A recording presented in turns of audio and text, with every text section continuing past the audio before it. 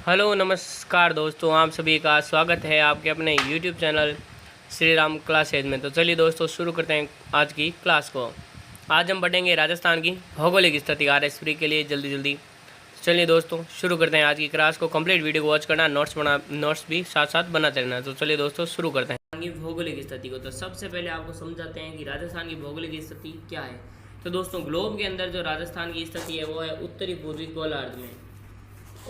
Asia महाद्वीप में दोस्तों राजस्थान की स्थिति दक्षिण पश्चिमी गोलार्ध में, और भारत के अंदर जो राजस्थान की स्थिति है दोस्तों वह है उत्तर पूर्वी गोलार्ध में।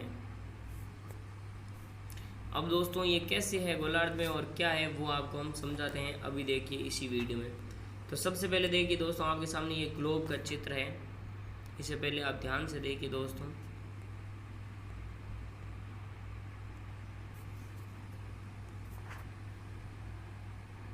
इसकी साइज कम कर लेते हैं, ठीक है। अब देखिए दोस्तों सबसे पहले बात करते हैं ग्लोब की। तो दोस्तों ये आपके सामने एक ग्लोब है। ग्लोब को दोस्तों एक ग्लोब जो बनाया जाता है वो पृथ्वी का एक दर्शाने के लिए एक प्रकार की आकृति होती है जो पृथ्वी के जैसी बनाकर हम पृथ्वी को समझाने के लिए बनाई जाती है।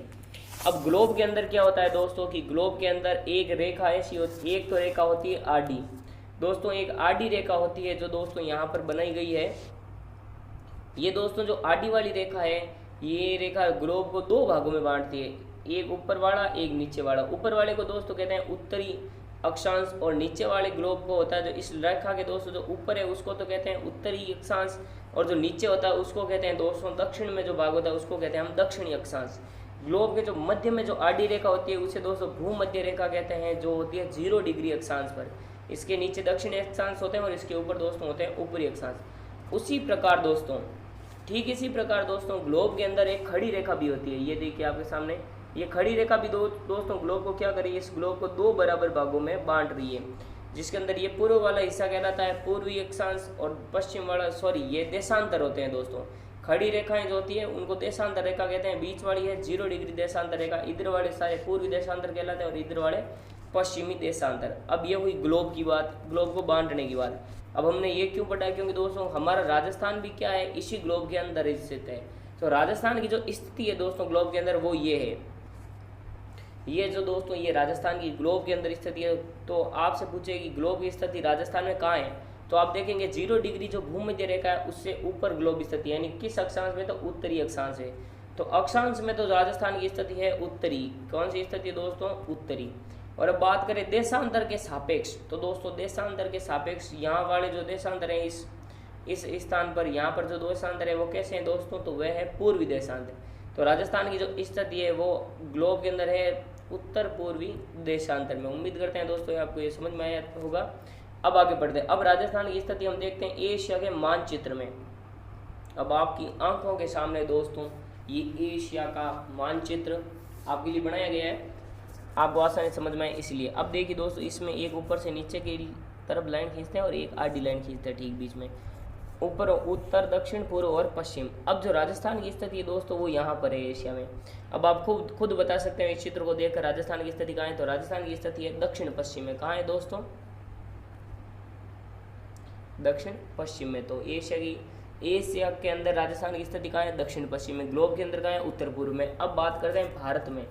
भारत के अंदर राजस्थान की स्थिति कहाँ है। अब दोस्तों ये भारत का मानचित्र आपको समझाने के लिए छोटा सा ताकि आपको आसानी से समझ में आए। और दोस्तों भारत के अंदर राजस्थान की स्थिति यहाँ पर है, और ये दोस्तों ये कौन सी स्थिति है राजस्थान की, तो आप बताएंगे भारत के अंदर क्या स्थिति है राजस्थान की। तो दोस्तों भारत के अंदर राजस्थान की स्थिति है उत्तर पश्चिम में। बढ़ते हैं दोस्तों अपने अगले पेज पर। तो एक बार आपके लिए बता दें कि राजस्थान की भौगोलिक स्थिति में राजस्थान की ग्लोब के अंदर स्थिति है उत्तर पूर्वी गोलार्ध में, एशिया के अंदर है दक्षिण पश्चिम में, और भारत में कहाँ है, उत्तर पश्चिम में। आगे बढ़ते हैं दोस्तों। क्षेत्रफल, पूरी क्लास को दोस्तों ध्यान से अटेंड कीजिएगा, आपके लिए रामबाण क्लास है ये। क्षेत्रफल, तो राजस्थान का जो क्षेत्रफल है दोस्तों वो क्या है, तो राजस्थान का जो क्षेत्रफल है वह है दोस्तों 3,42,239 वर्ग किलोमीटर। ये राजस्थान का क्षेत्रफल है।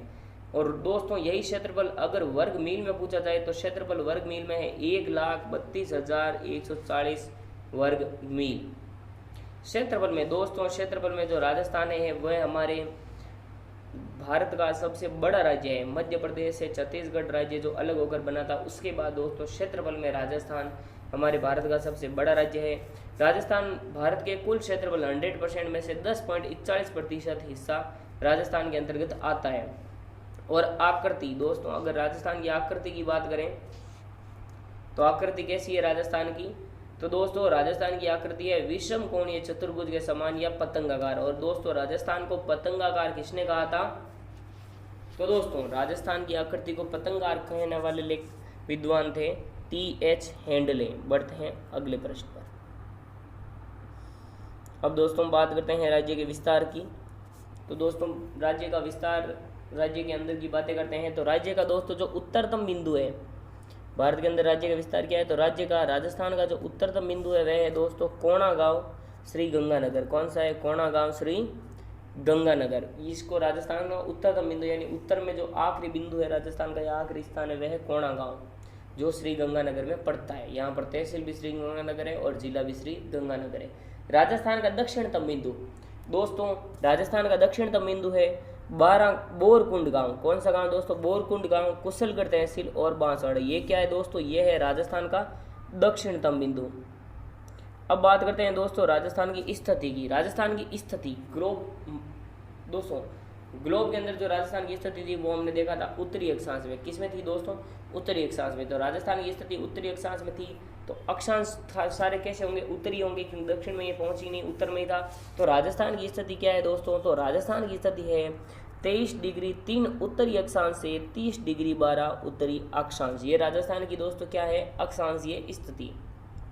बात करते हैं राजस्थान के विस्तार, अक्षांशीय विस्तार की। तो राजस्थान का इस अक्षांशीय विस्तार है दोस्तों 7 डिग्री 9 मिनट। ये राजस्थान का अक्षांशीय विस्तार है। अगर ये आपको निकालना हो तो बड़ी संख्या में से छोटे वाले घटा, तो 30 12 में से 23 3 घटाने पर 7 डिग्री 9 उत्तर आता है। तो राजस्थान का ये क्या था दोस्तों, अक्षांशीय विस्तार। आगे बढ़ते हैं। राजस्थान का पश्चिमतम बिंदु दोस्तों, राजस्थान का पश्चिमतम बिंदु है कटरा गांव सम तहसील जैसलमेर। ये राजस्थान का पश्चिमतम बिंदु है, यानी पश्चिम के अंदर जो आखिरी गांव है वह कटरा गांव है सम जैसलमेर का। अगला है दोस्तों राजस्थान का पूर्वतम बिंदु। राजस्थान का पूर्वतम बिंदु है कौन सा है दोस्तों, तो राजस्थान का पूर्वतम बिंदु है सिलान गांव राजाखेड़ा तहसील धौलपुर। ये राजस्थान का पूर्वतम गांव है। आगे बढ़ते हैं दोस्तों, राजस्थान की देशांतरीय स्थिति। राजस्थान की देशांतरीय स्थिति है, तो राजस्थान की स्थिति क्या है दोस्तों, तो 69 डिग्री। दोस्तों यहाँ पर पॉइंट लगा हुआ है, आपको दिखना चाहिए। 69 डिग्री 30 पूर्वी देशांतर से 78 डिग्री 17 पूर्वी देशांतर तक। ये राजस्थान की कौन सी स्थिति है, तो ये दोस्तों राजस्थान की देशांतर में स्थिति है।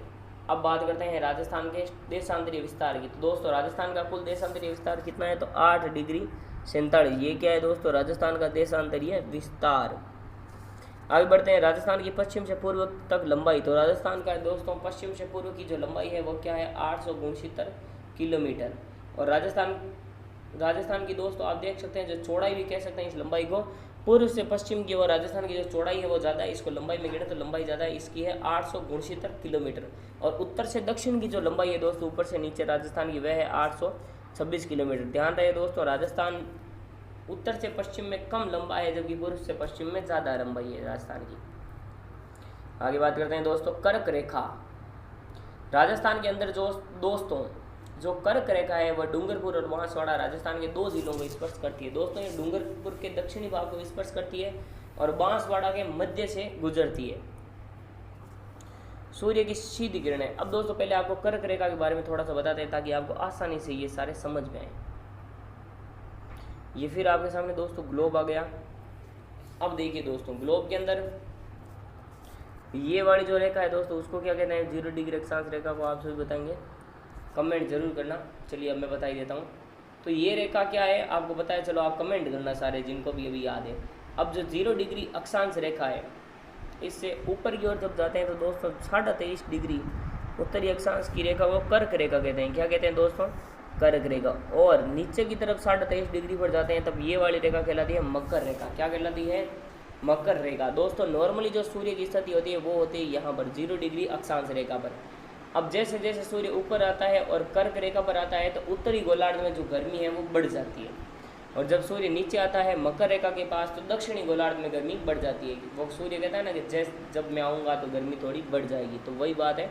जब सूर्य उत्तरी गोलार्ध में कर्क रेखा के पास आता है तो हमारे उत्तरी गोलार्ध में गर्मी बढ़ती है, और राजस्थान की स्थिति है वो भी दोस्तों यहीं पर है, तो राजस्थान में भी गर्मी बढ़ जाती है। अब दोस्तों राजस्थान के 2 जिले यहाँ पर कर्क रेखा को स्पर्श करते हैं, डूंगरपुर और बांसवाड़ा। अब आपको आगे देखें दोस्तों, अब आपको वहाँ पर सारी बातें समझ में आ जाएगी, क्योंकि यहाँ से भी प्रश्न बनते हैं। कर्क रेखा दोस्तों राजस्थान के मात्र 2 जिलों को स्पर्श करती है, डूंगरपुर और बांसवाड़ा। एक प्रश्न आ सकता है, डूंगरपुर में कर्क रेखा की लंबाई कम है, क्योंकि कर्क रेखा के दक्षिण भाग, कर्क रेखा जो है वो डूंगरपुर के दक्षिण भाग को स्पर्श करती है तथा बांसवाड़ा के मध्य में से गुजरती है।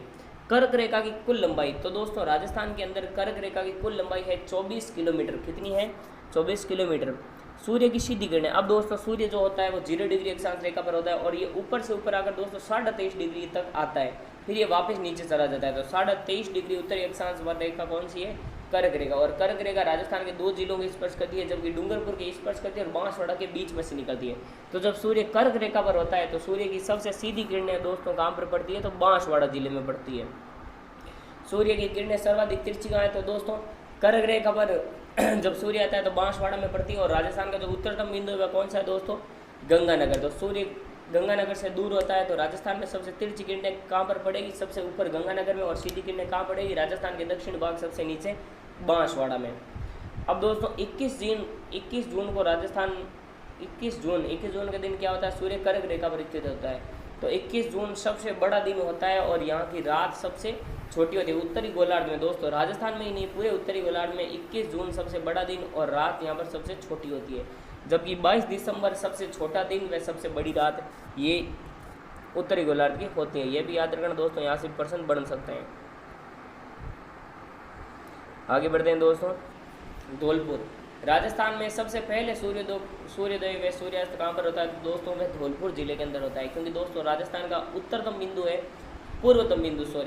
राजस्थान का जो पूर्वतम बिंदु है वह धौलपुर के अंदर स्थित है। तो राजस्थान में सूर्योदय सबसे पहले कहाँ पर होता है? धौलपुर। क्योंकि अब उत्तर में जो सूर्योदय होता है और राजस्थान का उत्तरतम बिंदु है जो वो है धौलपुर के अंदर, तो सूर्य सबसे पहले कहाँ उदय होता है? धौलपुर में, और अस्त भी पहले वहीं होगा। और राजस्थान के सबसे पश्चिम में भाग कौन सा है? जैसलमेर का। तो सूर्योदय सबसे लास्ट में कहाँ होता है? जैसलमेर में, और सबसे लास्ट में सूर्यास्त भी कहाँ होगा? जैसलमेर के अंदर। उदय और अस्त दोनों ही लास्ट में होंगे जैसलमेर में, और पहले कहाँ होंगे? धौलपुर में। बात कर लेते हैं दोस्तों राजस्थान की स्थलीय सीमा की।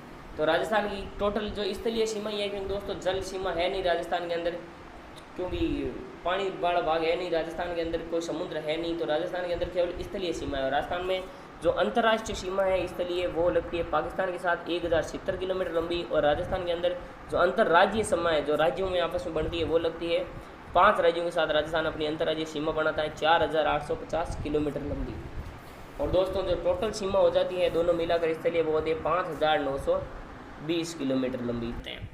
सबसे पहले है रेड क्लिफ लाइन या रेड क्लिफ रेखा। तो दोस्तों भारत व पाकिस्तान के मध्य जो सीमा है दोस्तों उसको क्या कहते हैं? रेड क्लिफ लाइन या रेड क्लिफ रेखा। तो यहाँ पर भारत में नहीं है, भारत व पाकिस्तान के बीच की सीमा को क्या कहते हैं दोस्तों? तो बीच की सीमा को कहते हैं रेड क्लिफ रेखा। रेड क्लिफ लाइन के पीछे के नाम का कारण यह है कि दोस्तों जब भारत व पाकिस्तान की सीमा का बंटवारा किया गया था तो उसमें जो मेन अध्यक्ष था वो एक अंग्रेज था, उस अंग्रेज अधिकारी का नाम था सर सिरिल रेड क्लिफ। इसीलिए भारत व पाकिस्तान की सीमा रेखा को रेड क्लिफ लाइन या रेड क्लिफ रेखा के नाम से भी जाना जाता है। आगे बढ़ते हैं दोस्तों। रेड क्लिफ लाइन की कुल लंबाई है कुल जो लंबाई है वह हिंदुमल कोट श्री गंगानगर से लेकर भाकासर बाड़मेर तक। ये कितनी लंबी है? 1070 किलोमीटर लंबी है, और इसकी जो लंबाई है एक हिंदुमल कोट श्री गंगानगर से लेकर भाकासर बाड़मेर तक ये फैली हुई है। आगे बढ़ते हैं दोस्तों। ये दोस्तों क्रम से 4 जिले, राजस्थान के 4 जिले पाकिस्तान के साथ सीमा बनाते हैं, ऊपर से लेकर नीचे के क्रम में यही 4 जिले हैं। ये 4 जिले कितनी सीमा बनाते हैं अभी आप देखेंगे। पहला जिला है राजस्थान का श्री गंगानगर। राजस्थान का श्री गंगानगर जो पाकिस्तान के साथ 210 किलोमीटर लंबी सीमा बनाता है। अगला जिला है बीकानेर जो 168 किलोमीटर लंबी सीमा पाकिस्तान के साथ बनाता है। अगला जिला है दोस्तों राजस्थान का जैसलमेर जो 464 किलोमीटर लंबी सीमा पाकिस्तान के साथ बनाता है।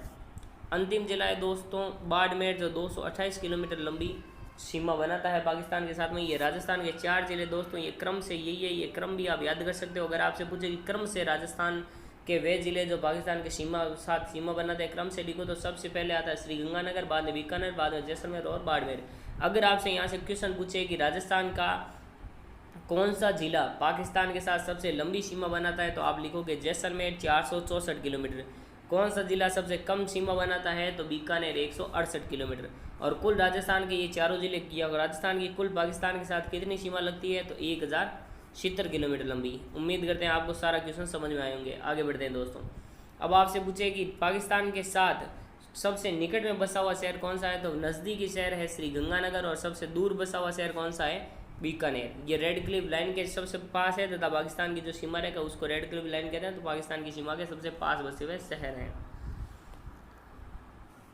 आगे बढ़ते हैं दोस्तों राजस्थान के साथ। अब दोस्तों आप पूछे तो राजस्थान के साथ कितने देश की सीमा लगती है, तो एक ही देश पाकिस्तान है जिसकी सीमा लगती है। अब राजस्थान भारत का एक राज्य है, लेकिन राजस्थान के साथ दोस्तों भारत के 5 और राज्यों की सीमा लगती है। वे राज्य कौन कौन से हैं, तो पहला है पंजाब, दूसरा है हरियाणा, तीसरा है उत्तर प्रदेश, चौथा है मध्य प्रदेश, और 5वां राज्य कौन सा है दोस्तों, गुजरात। इन 5 राज्यों की सीमा दोस्तों राजस्थान के साथ लगती है। अब राजस्थान के कौन कौन से जिले इनके साथ सीमा बनाते हैं वो हम आगे आपको बताते हैं क्रम से दोस्तों। अब आप देखेंगे सबसे पहले है श्रीगंगानगर व हनुमानगढ़। दोस्तों राजस्थान पंजाब राज्य के साथ जो राजस्थान के 2 जिले सीमा बनाते हैं, पहला है श्रीगंगानगर व दूसरा है हनुमानगढ़। इसका स्क्रीनशॉट खींच लीजिए दोस्तों और आप अपनी स्क्रीन पर लगा लीजिए, 1-2 दिन में आपको ये याद हो जाएगा, यहाँ से हमेशा क्वेश्चन आता है। अगला राज्य है दोस्तों हरियाणा भारत का, जिसके साथ राजस्थान के 7 जिले सीमा बनाते हैं। वो क्रम से हैं हनुमानगढ़, झुंझुनू, अलवर, भरतपुर, चूरू, सीकर व जयपुर। ये राजस्थान के 7 जिले हरियाणा के साथ सीमा बनाते हैं।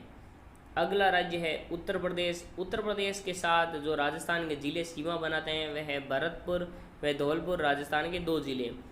अगला राज्य है दोस्तों मध्य प्रदेश, और मध्य प्रदेश के साथ राजस्थान के सीमा बनाने वाले जिले हैं धौलपुर, करौली, सवाई माधोपुर, कोटा, बारां, झालावाड़, चित्तौड़गढ़, प्रतापगढ़, भीलवाड़ा व बूंदी। ये राजस्थान के 10 जिले मध्य प्रदेश के साथ सीमा बनाते हैं। अगला है दोस्तों गुजरात। अब राजस्थान में जो गुजरात राज्य के साथ सीमा बनाने वाले जिले हैं वे क्रम से 6 हैं, बांसवाड़ा, डूंगरपुर, उदयपुर, सिरोही, जालौर व बाड़मेर। आगे बढ़ते हैं दोस्तों।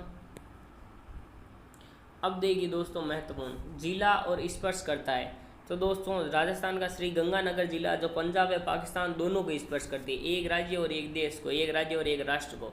श्रीगंगानगर जिला पंजाब व पाकिस्तान को स्पर्श करता है। राजस्थान का धौलपुर जिला उत्तर प्रदेश व मध्य प्रदेश को स्पर्श करता है।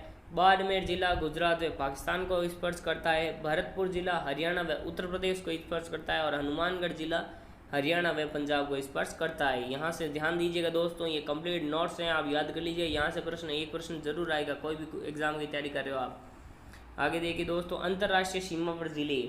राजस्थान की जो अंतर्राष्ट्रीय सीमा क्या होती है, जब एक राष्ट्र के दूसरे राष्ट्र के साथ सीमा बनती है। राष्ट्र यानी देश। भारत राजस्थान की केवल एक देश के साथ सीमा बनती है, वो है पाकिस्तान, और पाकिस्तान के साथ राजस्थान के कितने जिले सीमा बनाते हैं, 4, श्रीगंगानगर, बीकानेर, जैसलमेर और बाड़मेर। अंतर्राज्यीय सीमा पर जिले। अब दोस्तों अंतर्राज्यीय, अब राज्यों के साथ सीमा कितने बनाते हैं, तो कुल राजस्थान के 23 जिले अलग अलग राज्यों के साथ सीमा बनाते हैं। कुल सीमावर्ती जिले यानी टोटल कितने जिले हैं राजस्थान के जो किसी भी राज्य से या देश से सीमा बनाते हैं, तो वह है 25। अब देखिए दोस्तों अंतर्राष्ट्रीय सीमा पर 4 जिले हैं और अंतर्राज्यीय सीमा पर 23 जिले हैं, दोनों का योग 27 होता है। तो आपको कन्फ्यूज नहीं होना है, क्योंकि 2 जिले ऐसे हैं जो एक देश के साथ और एक राज्य के साथ दोनों के साथ सीमा बनाते हैं, इसीलिए टोटल यहाँ पर क्या है 25 है। जैसे श्रीगंगानगर पंजाब राज्य के साथ सीमा भी बनाता है, और किसके साथ सीमा बनाता है, साथ साथ पाकिस्तान देश के साथ। वैसे एक जिला और है बाड़मेर, तो ऐसे करके क्या हो जाता है, बाड़मेर गुजरात के साथ भी सीमा बनाता है और साथ साथ पाकिस्तान के साथ भी सीमा बनाता है, तो ये दोनों करके क्या हो गए 25 जिले हो गए। मध्यवर्ती 8 ऐसे जिले हैं जो ना तो किसी राज्य के साथ सीमा बनाते हैं और ना ही किसी देश के साथ। और राजस्थान के टोटल कितने जिले हैं, तो 33। मध्यवर्ती 8 वे जिले जो किसी भी राज्य या किसी भी देश के साथ सीमा नहीं बनाते हैं, वे कौन से हैं, तो वे हैं दोस्तों क्रमशः अजमेर, बूंदी, पाली, दौसा, जोधपुर, राजसमंद, नागौर और टोंक। पाली जिला, राजस्थान का वह जिला जिसको सर्वाधिक जिले स्पर्श करते हैं वह है पाली। दोस्तों यह पाली अंडरलाइन कर लो, ये मोस्ट इंपॉर्टेंट है, हर बार परीक्षा में क्वेश्चन आता है कि राजस्थान का सर्वाधिक जिले किस जिले को स्पर्श करते हैं, तो पाली जिले को राजस्थान के अंदर सर्वाधिक जिले स्पर्श करते हैं। आगे देखते हैं दोस्तों क्षेत्रफल। क्षेत्रफल में राजस्थान का सबसे बड़ा जिला कौन सा है, जैसलमेर जिला।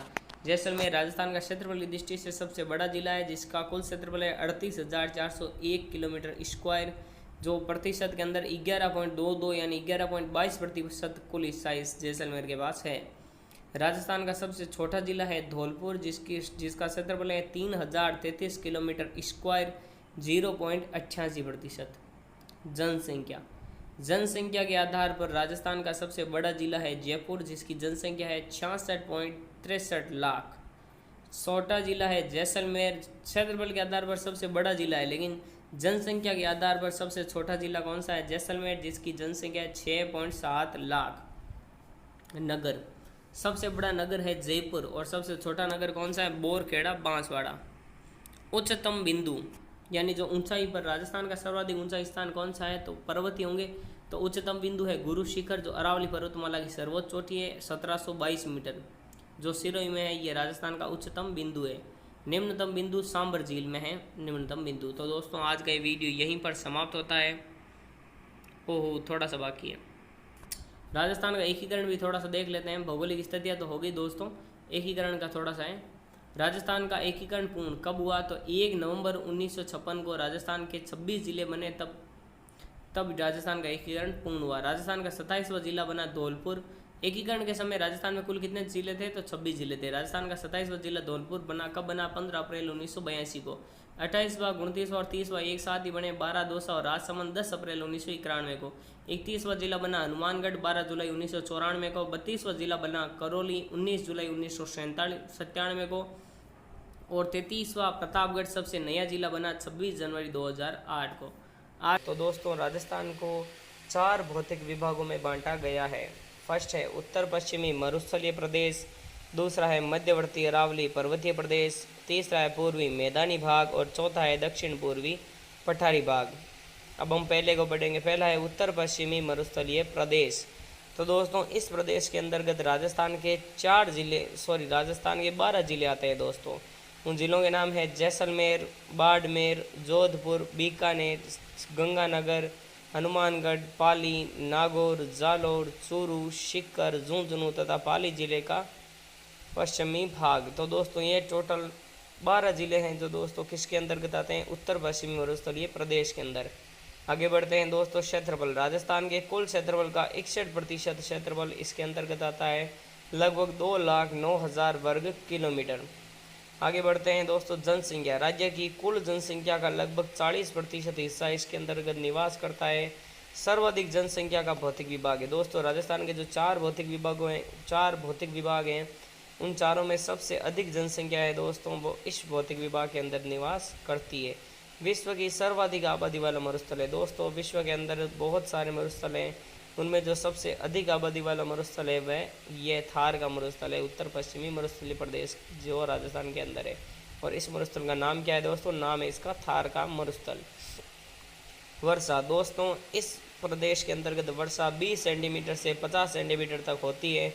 जलवायु कम वर्षा के कारण यहाँ की जो जलवायु है दोस्तों वह शुष्क व अत्यधिक विषम है। तापमान दोस्तों गर्मियों में तापमान उच्चतम 49 डिग्री सेंटीग्रेड तक रहता है तथा सर्दियों में यहाँ पर तापमान निम्नतम कम से कम -3 डिग्री सेंटीग्रेड तक रहता है। मिट्टी दोस्तों यहाँ की जो मिट्टी है वह रेतीली और बलुई है। यहाँ की दोस्तों प्रमुख नदी लूणी नदी है। थार के मरुस्थल की प्रमुख नदी कौन सी है, लूणी नदी। यह मरुस्थल पैलियो आर्कटिक अफ्रीका मरुस्थल का ही एक भाग है। इसकी समुद्र तल से औसत ऊंचाई 200 से 300 मीटर है। विशेषता दोस्तों इसकी विशेषता रेत के विशाल बालू का स्तूप है, रेत के बड़े बड़े टीले हैं यहाँ पर दोस्तों इस मरुस्थल के अंतर्गत, जो क्या है इसकी विशेषता। इस प्रदेश में लिग्नाइट, खनिज तेल, प्राकृतिक गैस व लाइमस्टोन के विशाल भंडार मौजूद हैं। प्रमुख नमक स्रोत दोस्तों यहाँ पर नमक बनाया जाता है क्योंकि एक सागर घाट, यह भूभाग 33 सागर घाट से इसलिए यहाँ के झीलों में, नदियों में आज भी खारेपन पाया जाता है, जिसके कारण यहाँ का जो पानी होता है दोस्तों वो राजस्थान के रहने वाले सभी विद्यार्थियों को पता ही है खारा होता है। इसलिए यहाँ पर नमक बनाने का काम भी बड़े ज़ोरों शोरों से चलता है। तो यहाँ पर प्रमुख नमक स्रोत है पंचपदरा, डीडवाना व लूणकरनसर। 25 सेंटीमीटर समवर्षा रेखा इस क्षेत्र को 2 भागों में बांटती है। फर्स्ट है पश्चिमी विशाल मरुस्थल या महान मरुभूमि। इसमें वार्षिक वर्षा का औसत 20 सेंटीमीटर तक रहता है। यह रेड क्लिफ रेखा से 25 सेंटीमीटर समवर्षा रेखा तक विस्तृत है। इसके अंतर्गत 4 जिले आते हैं: बाड़मेर, जैसलमेर, बीकानेर और श्री गंगानगर। पश्चिमी रेतीले शुष्क मैदान के 2 उपविभाग हैं। एक नंबर है बालू का स्तूप युक्त मरुस्थलीय प्रदेश और दूसरा है बालू का स्तूप मुक्त या रहित क्षेत्र। अगला बढ़ते हैं दोस्तों। अगला इसका पार्ट है राजस्थान बांगड़िया अर्धशुष्क मैदान। इस प्रदेश को 4 भागों में विभाजित किया जाता है। फर्स्ट है गग्गर का मैदान, दूसरा है लूनी बेसिन या गोडवाड़ क्षेत्र, तीसरा है नागौरी उच्च भूमि प्रदेश, चौथा है शेखावटी आंतरिक प्रवाह क्षेत्र। पहला है दोस्तों गग्गर का मैदान। यह मुख्यतः हनुमानगढ़ एवं गंगानगर जिलों में विस्तृत है। इस क्षेत्र में वर्तमान में गग्गर नदी प्रवाहित होती है, जो मृत नदी के नाम से जानी जाती है। ये ध्यान रखना दोस्तों, ये इंपॉर्टेंट है। ये प्रश्न पहले भी आया हुआ है परीक्षा में। मृत नदी के नाम से कौन सी नदी जानी जाती है? तो राजस्थान में गग्गर नदी। लूनी बेसिन या गोडवाड़ क्षेत्र। लूनी बेसिन लूनी एवं उसकी सहायक नदियों के इस अफवाह तंत्र को गोडवाड़ प्रदेश कहते हैं। इस क्षेत्र में शिवाना जालोर की ग्रेनाइट पहाड़ियाँ स्थित हैं। जालोर शिवाना की ग्रेनाइट पहाड़ियाँ वहाँ पर स्थित है। अगला है दोस्तों नागौरी उच्च भूमि। राजस्थान बांगड़ प्रदेश के मध्यवर्ती भाग को नागौरी उच्च भूमि के नाम से जाना जाता है। इस क्षेत्र में डीडवाना, कुचामन, सांभर, नावा आदि खारे पानी की झीलें हैं जहाँ नमक उत्पादित होता है।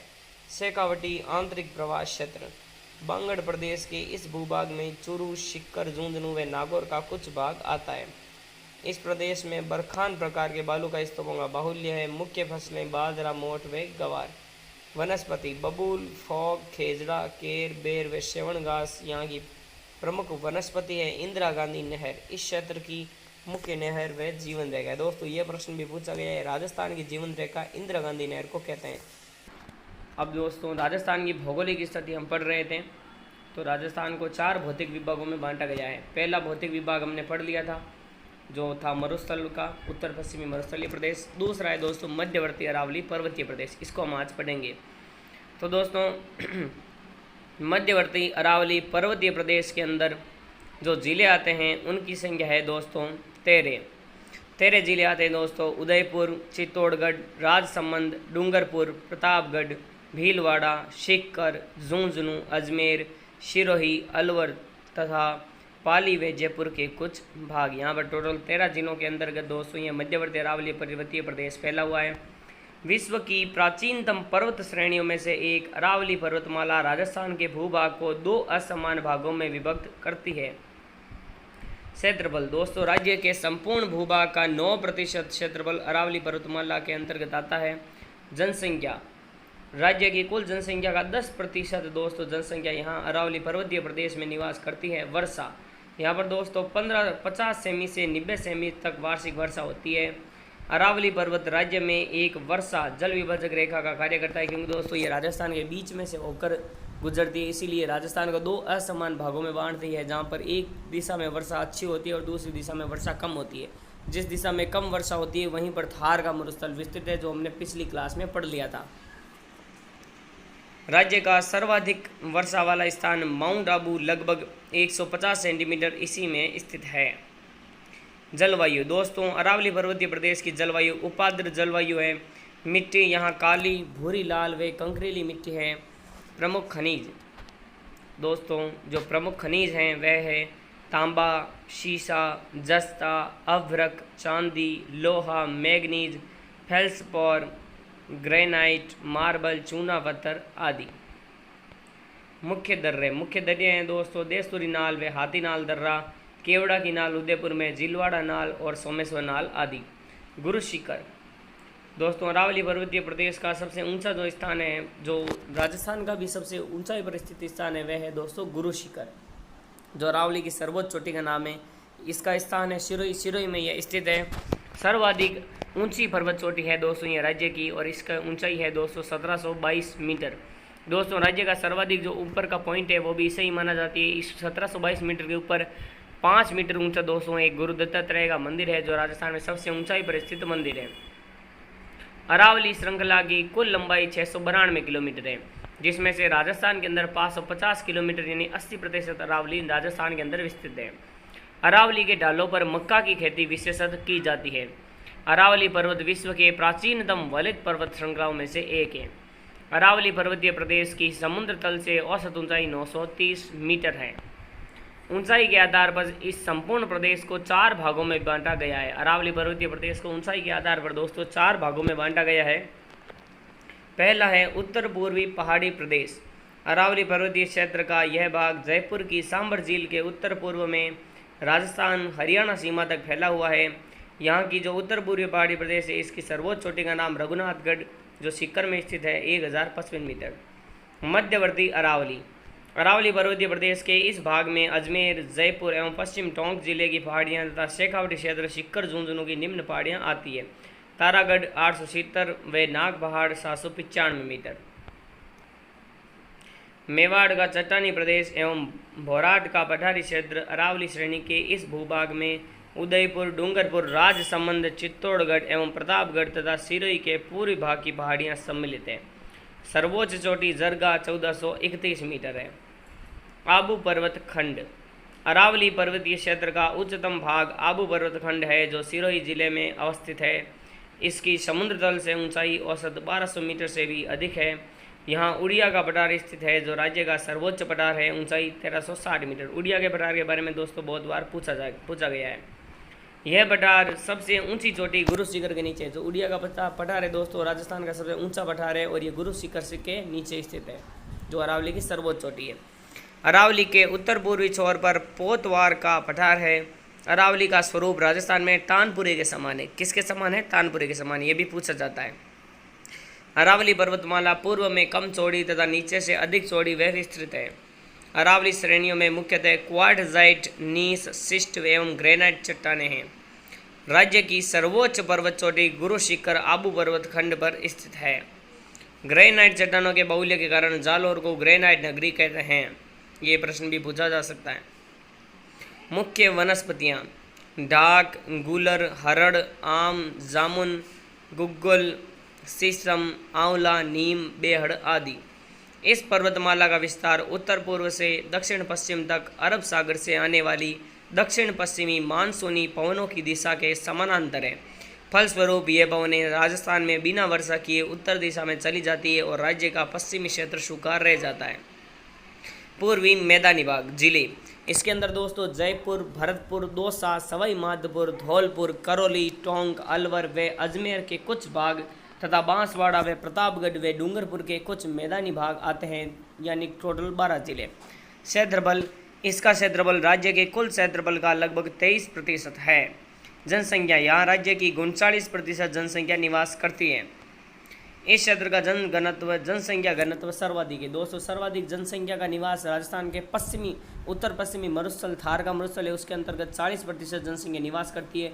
इस प्रदेश के अंदर 39% जनसंख्या निवास करती है। लेकिन दोस्तों यहाँ पर स्थान कम है, उसका क्षेत्रफल ज़्यादा था, इसलिए यहाँ का जो जनघनत्व है दोस्तों, कम क्षेत्रफल में ज़्यादा लोग रहते हैं, उसको जनघनत्व होता है।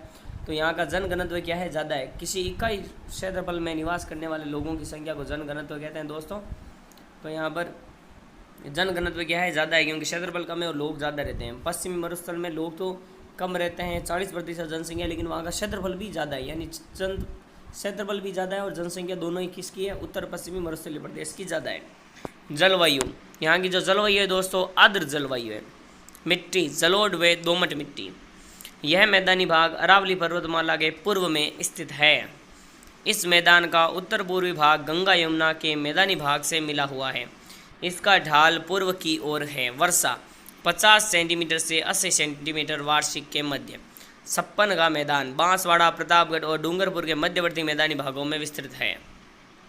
कृषि यहाँ का मुख्य व्यवसाय है। गेहूं, जौ, चना, जवार, मक्का, बाजरा, तिलहन, सरसों, दालें तथा गन्ना आदि का बहुत उत्पादन होता है। इस क्षेत्र में कुओं द्वारा सिंचाई सर्वाधिक होती है। नहरें भरतपुर नहर व गुड़गांव नहर। संबल के बीहड़ व कंदराएं रेवेंस यहाँ की मुख्य विशेषताएं। इस मैदानी भाग की दक्षिण पूर्वी सीमा पर विंध्यन पठार व हाड़ौती का पठार स्थित है। इस प्रदेश के पश्चिमी भाग देवगढ़ के आसपास को पिंडमोंट का मैदान कहते हैं। पूर्वी मैदानी भाग को निम्न 3 उप विभागों में विभाजित किया गया है। बनास बेसिन, बनास व उसकी सहायक नदियां खारीम, मोरेल, बेड़च, मेनाल, कोठारी, कालीसील, मासी आदि नदियों द्वारा सिंचित मैदानी भाग। चंबल बेसिन, इस बेसिन में विशाल बीहड़ हैं जिनमें चोर डाकुओं का आतंक रहता है। इस मैदानी क्षेत्र में कोटा, बूंदी, टोंक, सवाई माधोपुर एवं धौलपुर के क्षेत्र सम्मिलित हैं। छप्पन बेसिन, माही एवं उसकी सहायक नदियों द्वारा सिंचित राजस्थान का यह दक्षिणी भाग वागड़ के नाम से प्रसिद्ध है। बांसवाड़ा व प्रतापगढ़ के बीच का क्षेत्र छप्पन का मैदान कहलाता है।